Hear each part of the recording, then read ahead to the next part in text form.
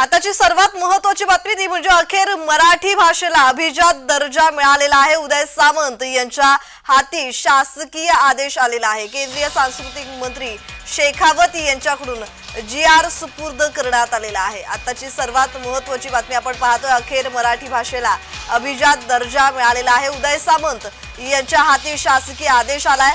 केंद्रीय सांस्कृतिक मंत्री शेखावत यांच्याकडून GR सुपूर्द करण्यात आलेला आहे। विधानसभेच्या रणधुमाळीत पंतप्रधान नरेंद्र मोदी यांनी हा निर्णय जाहीर केला होता, याची घोषणा केली होती आणि त्यानंतर खरं तर अनेकदा महाराष्ट्रात मराठी नागरिकांवर मराठी भाषिकांवर अन्याय होतोय असं चित्र कुठेतरी पाहायला मिळालं होतं। संजय राऊत यांच्याकडून सुद्धा पत्रकार परिषदेच्या माध्यमातून पंतप्रधान नरेंद्र मोदी यांच्यावर याच घोषणेवरून टीका करण्यात आली होती आणि आज उदय सामंत यांच्या हाती या संदर्भात शासकीय आदेश आलेले आहेत। केंद्रीय सांस्कृतिक मंत्री शेखावत यांच्याकडून GR सुपूर्द करण्यात आलाय।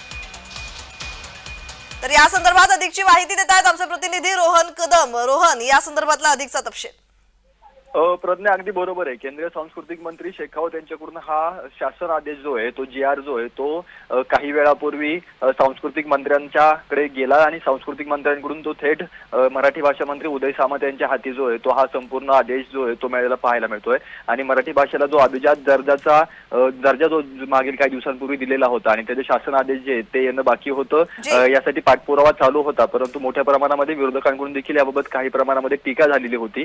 परंतु उदय सामंत यांच्या हाती जो आहे तो हा संपूर्ण शासकीय आदेश जो आहे तो काही वेळापूर्वी आलेला आहे आणि आता इथून पुढे जो काही मराठी भाषेला अभिजात दर्जा मिळाला आहे त्याचे जे काही नॉर्म्स असतील किंवा त्याचा जो काही निधी असेल तो संपूर्ण निधी आता मराठी भाषेचं दर्जा वाढवण्यासाठी किंवा मराठी भाषेला आणखीन उज्ज्वल करण्यासाठी जो आहे तो आता सांस्कृतिक मंत्रालय असेल किंवा मराठी भाषा मंत्रालय असेल यांच्याकडून वापरला जाईल। परंतु आता इथून पुढे मराठी भाषा जी आहे ती आणखीन उद्दीक होण्यासाठी किंवा आणखीन मोठ्या प्रमाणामध्ये जे आहे ती देशभर पसरण्यासाठी नेमकं काय या सगळ्यांकडून केलं जातं हे पाहणं महत्त्वाचं असणार आहे। जी रोहन, खरं तर संजय राऊत यांनी पत्रकार परिषदेच्या माध्यमातून पंतप्रधान नरेंद्र मोदी यांच्यावर टीका केली होती आणि हा आदेश म्हणजे विरोधकांना चाप असेल, कारण आपण पाहायला गेलं तर मराठी भाषिकांवर महाराष्ट्रात अन्याय होत असल्याचं चित्र पाहायला मिळत होतं आणि घटनाही तशा उघड झाल्या होत्या।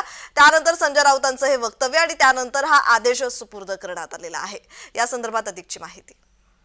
प्रज्ञा, अगदी बरोबर आहे। मोठ्या प्रमाणामध्ये जी आहे ती टीका यापूर्वी देखील झालेली आहे। खरं तर मागील कित्येक दशकांपासून मराठी भाषेला अभिजात दर्जा मिळावा यासाठी अनेकांनी प्रयत्न केले, परंतु याला मोठ्या प्रमाणामध्ये जे यश आहे ते कधी येताना पाहायला मिळालं नाही। परंतु मागील काही वर्षांपासून याची जी ती प्रोसेस जी आहे ती मोठ्या प्रमाणामध्ये सुरू झाली आणि मराठी भाषेला अभिजात दर्जा देखील मिळाला, परंतु जो शासकीय आदेश जो आहे तो येत नव्हता। त्यामुळे संजय राऊत असतील किंवा इतर नेते असतील यांच्याकडून मोठ्या प्रमाणामध्ये याबद्दल टीका देखील जी आहे ती केलेली पाहायला मिळाली।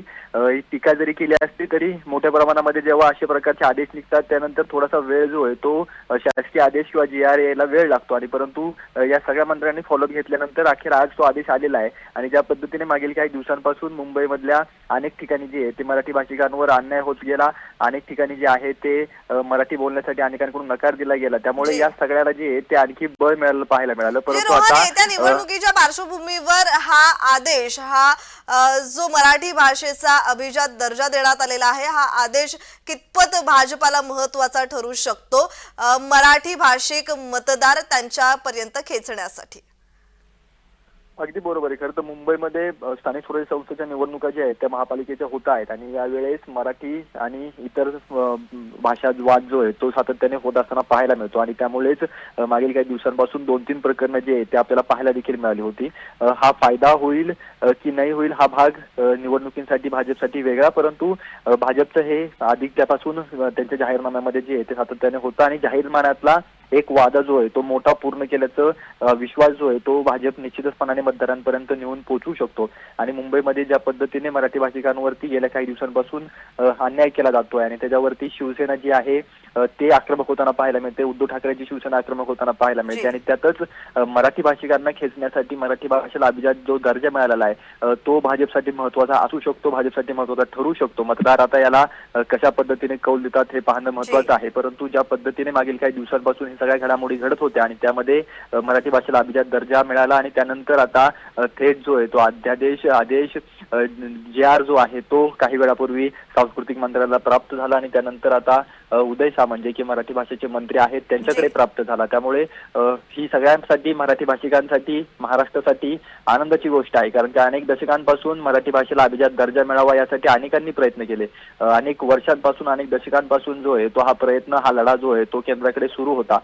अखेर 2024-25 साली ही स्वप्न जे आहे ते अनेकांचं पूर्ण झालेलं पाहायला मिळतंय. त्यामुळे आता मराठी भाषेला अभिजात दर्जा मिळाल्यानंतर मराठी भाषेचं उद्विग्न होण्यासाठी, मराठी भाषेला पुढे नेण्यासाठी नेमके या सगळ्या खात्यांकडून, या मंत्र्यांकडून, सांस्कृतिक मंत्र्यांकडून आणखी कशा पद्धतीने काम केलं जाईल. कारण का अभिजात भाषेचा दर्जा हा सगळ्या भाषांना मिळत नाही. त्यासाठी खूप मोठ्या प्रमाणामध्ये जे आहेत ते सगळे पुरावे त्या ठिकाणी द्यावे लागतात. सगळ्या प्रोसेस ज्या आहेत त्या पूर्ण कराव्या लागतात आणि ते सगळं करून हे आपल्याला मराठी भाषेला अभिजात दर्जा मिळाला. त्याचा निधी जो आहे तो दरवर्षी भाषेच्या उद्विग्नसाठी मोठ्या प्रमाणात मिळेल आणि नेमकं मराठी भाषेचा विकास, मराठी भाषेचा प्रचार कशा पद्धतीने इथून पुढच्या काळामध्ये होतोय हे पाहणं महत्वाचं असणार आहे. जी जी जी जी धन्यवाद रोहन, तुम्ही दिलेल्या माहितीसाठी. आपण पाहतोय अभिजात भाषा ही कशी ठरते, कोणत्याही भाषेला अभिजात दर्जा देण्याचे अधिकार हे केंद्रीय सांस्कृतिक मंत्रालयाला आहेत. गृह मंत्रालयाने 2005 साली हे अधिकार सांस्कृतिक मंत्रालयाला दिलेत. मराठी भाषेत राहावं मी आपल्याला विनंती करतो. पुढच्या महिन्यात मराठी साहित्य संमेलन होतंय राजधानी दिल्लीमध्ये आणि त्या पार्श्वभूमीवरती मिळालेलं मराठी भाषेचा अभिजात दर्जाची प्रत कसं बघताय सगळ्यांनी? खरोखरच आनंद आहे आणि म्हणून मी मगाशी म्हटलं की शेवटी प्रत्येक राज्यकर्त्याच्या नशिबी काहीतरी भाग्य यावं लागतं. ते भाग्य मराठी भाषेचा, अभिजात भाषेचा दर्जा माझ्या हातामध्ये तो GR पडला. मला मी भाग्यवान समजतो. आणि या साहित्य संमेलनामध्ये देखील महाराष्ट्र शासन नक्की हिडन राहील. त्याच्यामध्ये काही राजकारण करणार नाही, परंतु जी काही राजकीय ताकद मी म्हणणार नाही, परंतु शासनाची ताकद जी काय उभी करायची आहे या दिल्लीतल्या साहित्य संमेलनाच्या मागं ती आम्ही नक्की करू. त्याच्या नियोजनाचा आढावा घेण्यासाठी मी आमच्या सगळ्यात ज्येष्ठ साहित्यिकांच्या समवेत पुन्हा एकदा 15-20 दिवसांना दिल्लीमध्ये येणार आहे. त्यांना जे काही सहकार्य लागेल ते करण्याची भूमिका आम्ही घेणार आहोत. परंतु एक मात्र नक्की आहे, आम्ही इथं आल्यानंतर त्या साहित्य संमेलनाला कुठेही राजकीय वास येणार नाही याची देखील दक्षता आम्ही घेऊ. साधारण किती निधी दिला जाणार आहे? सातत्यानं दर प्रत्येक वर्षी मराठी साहित्य संमेलन जेव्हा असतं तेव्हा निधीचा प्रश्न येतो. राज्य सरकार आखडता हात गेला असं म्हटलं जातं. यावेळेस राज्य सरकार साधारण किती निधी देणार आहे? मला असं वाटतं की राज्य शासनानं मागच्या वर्षीपर्यंत 50 लाख रुपये देण्याचं धोरण हे घेतलेलं होतं, परंतु मागच्या वर्षीपासून साहित्य संमेलनाला 2 कोटी रुपये देण्याचा निर्णय घेतलेला आहे. ते 2 कोटी रुपये आमच्या मार्फत म्हणजे साहित्य मंडळामार्फत नक्की त्या साहित्य संमेलनापर्यंत पोहोचतील. आणि दुसरी महत्वाची गोष्ट आहे, योगायोगानं महाराष्ट्र राज्याचा उद्योग मंत्री देखील मीच आहे. त्याच्यामुळं अजून काही CSR मधनं भाषा संवर्धनासाठी आम्हाला दिल्लीमध्ये काही करावं लागलं ते देखील आमची करण्याची इच्छा आहे. आणि त्याच्या पुढे जाऊन सांगतो, ज्ञानेश्वर मुळे साहेबांच्या साक्षीनं दिल्लीमध्ये किंवा अन्य राज्यांमध्ये मराठी शाळा देखील आहे. तर मराठी भाषेनं त्याच्यामध्ये पुढाकार घेऊन या शाळा जर अतिशय चांगल्या पद्धतीनं सुदृढ करता आल्या तर तो देखील महाराष्ट्र शासनाचा प्रयत्न राहणार आहे. आणि भाषेचं खातं याचा जेव्हा मी आढावा घेतला त्यावेळी ते मला असं वाटतं की ते राज्यापुरतं मर्यादित नाही, देशापुरतं मर्यादित नाही, तर ते आंतरराष्ट्रीय दर्जाचं खातं आहे. त्याच्यामुळं मराठी भाषेच्या ज्या विंग्ज आज आंतरराष्ट्रीय दर्जावर काम करतायत, देशामध्ये 60 मंडळं आमची काम करतायत, त्यांना विश्वासात घेऊन मराठी भाषेचं संवर्धन करण्यासाठी आणि जतन करण्यासाठी आम्ही प्रामाणिकपणाचा प्रयत्न करू. मी ज्ञानेश्वर मुळे साहेबांना विनंती करतो, कारण पाठपुरावा समितीचे ते अध्यक्ष होते, त्यांनी देखील आपल्यासमोर व्यक्त व्हावं. आपल्या सगळ्यांना नववर्षाच्या शुभेच्छा. आजचा हा दिवस मी असं समजतो की आपल्या सगळ्यांच्या दृष्टीने खूप वेगळा आणि आनंदाचा आहे.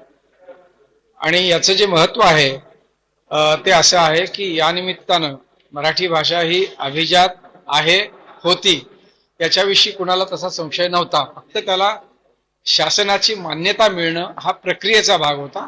तो काही कारणामुळे लांबला असेल, प्रलंबित झाला असेल, पण तो आज मिळतो आहे.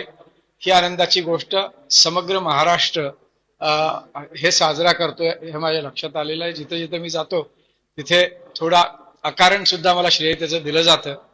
अनेकांनी कष्ट घेतले, दिल्लीतल्या पत्रकारांनी आवाज उठवलेला आहे, त्याबद्दल त्यांचे आभार. महाराष्ट्रातल्या साहित्यिकांनी आणि पत्रकारांनी सातत्याने हे उचलून धरलेलं आहे, त्यांचेही मी आभार मानतो. आणि महाराष्ट्रातल्या सर्व पक्षीय राजकीय नेत्यांचेही मी आभार मानतो, कारण त्यांनीही खूप मोठे प्रयत्न याच्यासाठी केलेले आहेत. विशेषतः सध्याचं जे शासन आहे आदरणीय देवेंद्रजींच्या नेतृत्वाखाली त्यांनी विशेष प्रयत्न केले.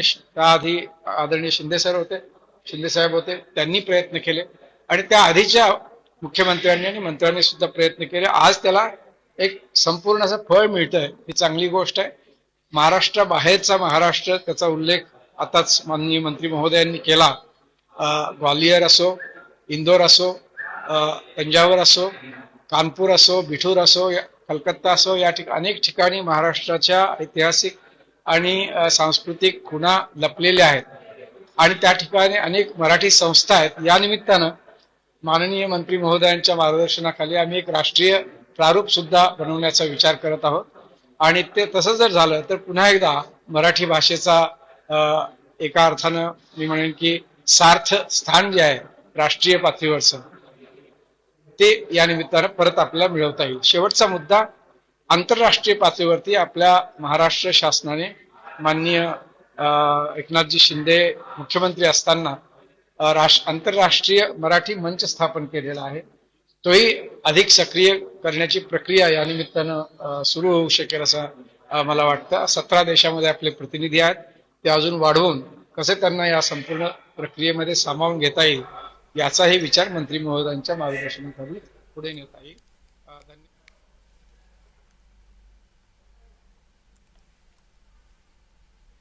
तर आपल्यासोबत दीपक केसरकर जोडले गेलेले आहेत. नमस्कार सर, माझा आवाज येतोय आपल्याला?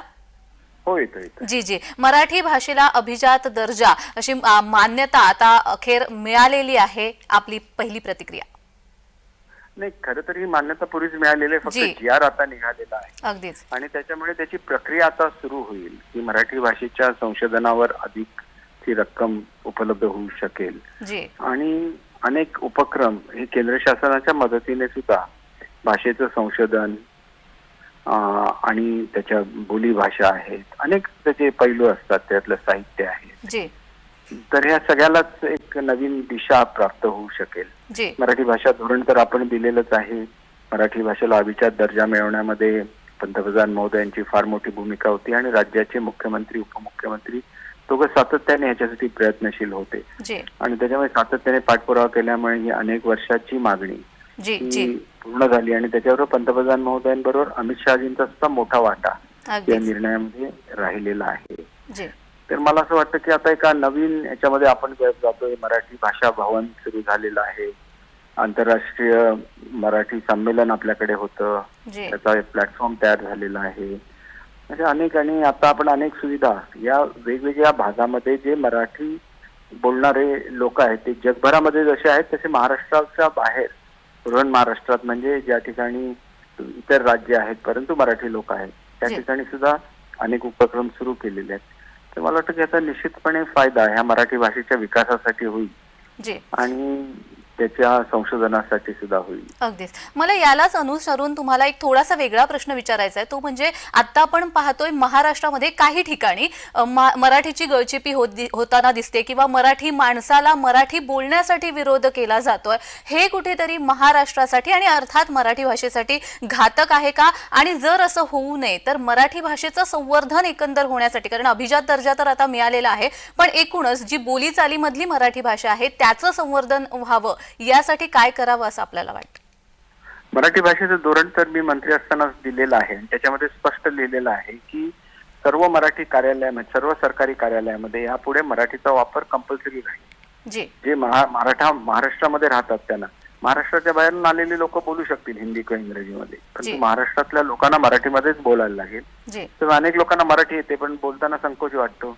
त्याच्यापुढे आपली कामं होणार नाही याची जाणीव ज्याला त्या कार्यालयातले अधिकारी त्यांना करून देतील.